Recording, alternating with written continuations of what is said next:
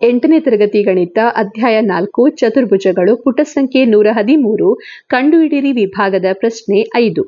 PAIR ಮತ್ತು RODS ಎರಡು ಆಯತಗಳಾಗಿದ್ದರೆ ಕೋನ IODಯನ್ನ ಕಂಡುಹಿಡಿಯಿರಿ ಅಂತ ಹೇಳಿದ್ದಾರೆ.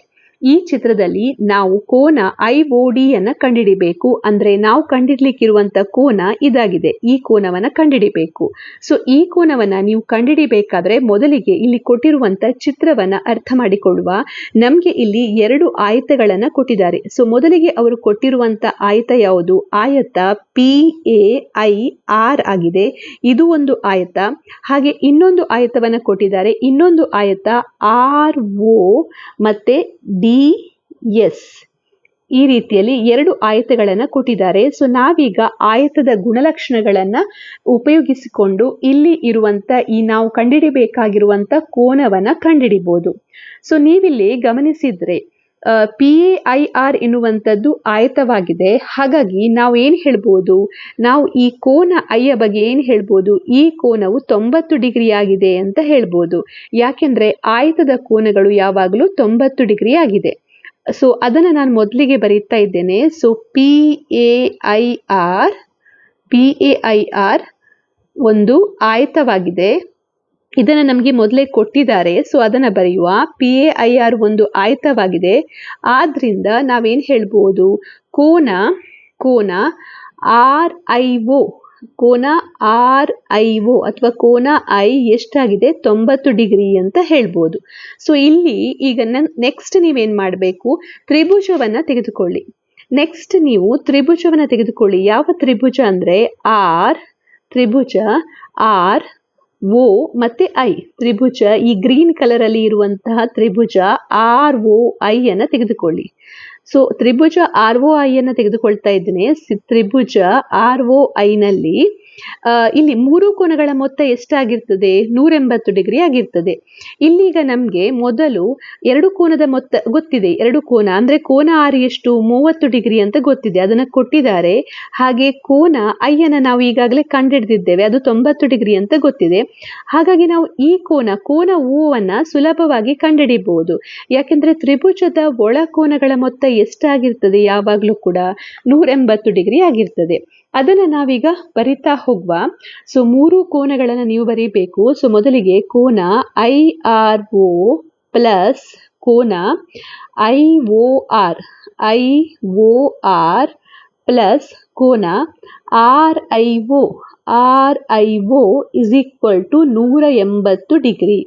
ಇದಕ್ಕೆ ಕಾರಣ ನೀವು ಬರೀಬೇಕು ಇದಕ್ಕೆ ಕಾರಣ ತ್ರಿಭುಜದ ಒಳಕೋನಗಳ ಮೊತ್ತ ಅಂತ ಬರೀರಿ. ಯಾಕೆಂದ್ರೆ ಒಳಕೋನಗಳ ಮೊತ್ತ ಎಷ್ಟಾಗಿರ್ತದೆ? 180 ಡಿಗ್ರಿ ಆಗಿರ್ತದೆ. ನೆಕ್ಸ್ಟ್ ಇಲ್ಲಿ ಕೋನ IRO ಎಷ್ಟಾಗಿದೆ? 30 ಡಿಗ್ರಿ ಅಂತ ನಮಗೆ ಗೊತ್ತಿದೆ. ಪ್ಲಸ್ ಕೋನ IOR ಅನ್ನ ನಾವು ಕಂಡುಹಿಡಿಬೇಕು. ಅಂದ್ರೆ ಇಲ್ಲಿ ಚಿತ್ರದಲ್ಲಿ ಈ ಕೋನವನ್ನ ಕಂಡುಹಿಡಿಬೇಕು. ಸೊ IOR ಪ್ಲಸ್ ಕೋನ RIO ಎಷ್ಟು? 90 degree is equal to 180 degree. So ಕೋನ IOR 30 ಪ್ಲಸ್ 90 ಅಂದ್ರೆ 120 degree is equal to 180 degree. So ಕೋನ IOR is equal to 180 degree minus 120 degree. So ಇಲ್ಲಿ ನಮ್ಗೀಗ ಕೋನ IOR ಅಂದ್ರೆ ಎಷ್ಟು ಸಿಗ್ತಾ ಇದೆ? 60 ಡಿಗ್ರಿ ಅಂತ ಸಿಗ್ತಾ ಇದೆ. ಸೊ ನಾವೀಗ ಇಲ್ಲಿ ಈ ಒಂದು ಕೋನವನ್ನ ಕಂಡು ಹಿಡಿದಿದ್ದೇವೆ. ಯಾವ ಕೋನ ಆಗಿದೆ ಅದು? ಈ ಕೋನ. ಇದು 60 ಡಿಗ್ರಿ ಆಗಿದೆ. ನೆಕ್ಸ್ಟ್ ನೀವಿಲ್ಲಿ ಗಮನಿಸಿದ್ರೆ ಇಲ್ಲಿ ಆಯತ ಇದೆ. ಇಲ್ಲಿ ನಮ್ಗೆ ಈ ಕೋನ 60 ಡಿಗ್ರಿ ಅಂತ ಸಿಕ್ಕಿದೆ. ಆದ್ರೆ ಇಲ್ಲಿ ಇಡೀ ಕೋನ ಎಷ್ಟಾಗ್ತದೆ? ಈ ಇಡೀ ಕೋನ ಇಲ್ಲಿ 90 ಡಿಗ್ರಿ ಆಗ್ತದೆ. ಯಾಕೆ ಅಂದ್ರೆ ಇಲ್ಲಿ ಕೊಟ್ಟಿರುವಂತದ್ದು RODS ಎನ್ನುವಂಥದ್ದು ಒಂದು ಆಯತ ಆಗಿದೆ. ಹಾಗೆ ಆಯತದ ಕೋನಗಳು ಏನಾಗಿರ್ತವೆ? ಎಲ್ಲಾ ಕೋನಗಳು 90 ಡಿಗ್ರಿ ಆಗಿರ್ತದೆ. ಆದ್ರಿಂದ ನಾವಿಲ್ಲಿ ಅದನ್ನ ಬರೀಬಹುದು. ಕೋನ ROD. ಸೊ ಕೋನ O D is equal to ಎಷ್ಟಾಗಿದೆ 90 ಡಿಗ್ರಿ ಆಗಿದೆ. ಇದಕ್ಕೆ ರೀಸನ್ ಏನಂದ್ರೆ RODS ಒಂದು ಆಯತವಾಗಿದೆ, ಹಾಗಾಗಿ ಕೋನ ROD 90 ಡಿಗ್ರಿ ಆಗಿದೆ. ನೆಕ್ಸ್ಟ್ ಈಗ ROD 90 ಡಿಗ್ರಿ ಆದ್ರೆ ಉಳಿದ ಕೋನಗಳು ಎಷ್ಟಾಗಿರ್ತವೆ ಇಲ್ಲಿ? ಸೊ ಇಲ್ಲಿ ನೀವು ಗಮನಿಸಬಹುದು, ಈ ಕೋನ ನಮಗೆ 60 ಡಿಗ್ರಿ ಅಂತ ಸಿಕ್ಕಿದೆ. ಈ ಕೋನವನ್ನ ನಾವು ಕಂಡುಹಿಡಿಬೇಕು. ಹಾಗೆ ಇದು ಕೋನ ಒಟ್ಟಾಗಿ ಎಷ್ಟು ಅಂತ ನಮಗೆ ಗೊತ್ತಾಗಿದೆ, 90 ಡಿಗ್ರಿ ಅಂತ ಗೊತ್ತಾಗಿದೆ. ಆದ್ರಿಂದ ಈ ಕೋನ ಪ್ಲಸ್ ಈ ಕೋನ ಇದು 90 ಡಿಗ್ರಿ ಅಂತ ಗೊತ್ತಿದೆ. ಅದನ್ನ ನಾವು ಬರೆಯುವ. ಸೊ ಈ 90 ಡಿಗ್ರಿಯಿಂದ ನೀವು 60ಯನ್ನು ಮೈನಸ್ ಮಾಡಿದ್ರೆ ನಿಮ್ಗೆ ಈ ಕೋನ ಸಿಗ್ತದೆ, ಇಲ್ಲಿ ನಾವು ಕಂಡಿಡ್ಲಿಕ್ಕೆ ಇರುವಂತ ಕೋನ.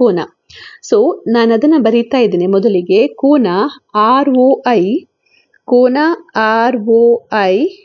ಪ್ಲಸ್ ಕೋನ IOD ಇಸ್ ಈಕ್ವಲ್ ಟು ಎಷ್ಟಾಗಿದೆ 90 ಡಿಗ್ರಿ. ಅಂದ್ರೆ ಕೋನ ROD ಇಡೀ ಕೋನ 90 ಡಿಗ್ರಿ ಇದೆ, ಅಥವಾ ನೀವು ಕೋನ ROD ಅಂತ ಬರೀಬಹುದು. ಇಲ್ಲಿ ಕೋನ ROD ಇಡೀ ಕೋನ ROD ಅಂದ್ರೆ ಇಡೀ ಕೋನ, ಇದನ್ನು ಎರಡು ಭಾಗಗಳಾಗಿ ವಿಂಗಡಿಸಿದ್ದೇವೆ, ROI ಮತ್ತೆ IOD. ಸೊ ROI ಎಷ್ಟು 60 ಡಿಗ್ರಿ ಇದೆ. ನೆಕ್ಸ್ಟ್ IOD ಅನ್ನು ನಾವು ಕಂಡುಹಿಡಿಬೇಕು. ಹಾಗೆ ROD ಎಷ್ಟಿದೆ 90 ಡಿಗ್ರಿ ಇದೆ. So IOD is equal to 90 degree minus 60 degree. So ಇಲ್ಲಿ ಕಳೆದಾಗ ನಮಗೆ ಸಿಗ್ತಾ ಇದೆ ಕೋನ IOD is equal to 30 degree. So ಈಗ ನಮಗೆ ಇನ್ನೊಂದು ನಾವು ಕಂಡುಹಿಡಲಿಕ್ಕೆ ಇದ್ದಂತ ಕೋನ ಕೂಡ ಸಿಕ್ಕಿದೆ. ಎಷ್ಟದು? ಈ ಕೋನ ಎಷ್ಟಿದೆ? ಈ ಕೋನವು 30 ಡಿಗ್ರಿ ಇದೆ ಅಂತ ನಾವಿಲ್ಲಿ ಹೇಳ್ಬೋದು.